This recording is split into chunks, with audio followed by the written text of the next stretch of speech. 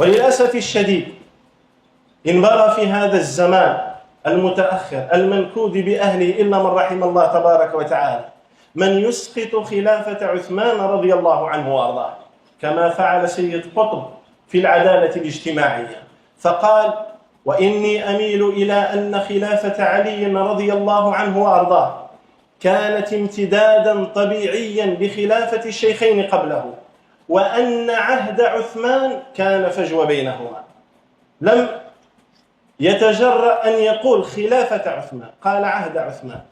وقال كان فجوة بينهما، أي كان فجوة في الخلافة الراشدة، نسأل الله السلامة والعافية. واليوم كثير من الدعاة الذين يشار إليهم على رؤوس أمة النبي صلى الله عليه وسلم بالبلاء على أنهم أعلم الناس يمجدون ويثنون وينافحون ويدافعون عن سيد قطب الذي ولغ في عثمان وفي غيره من أصحاب رسول الله صلى الله عليه وسلم.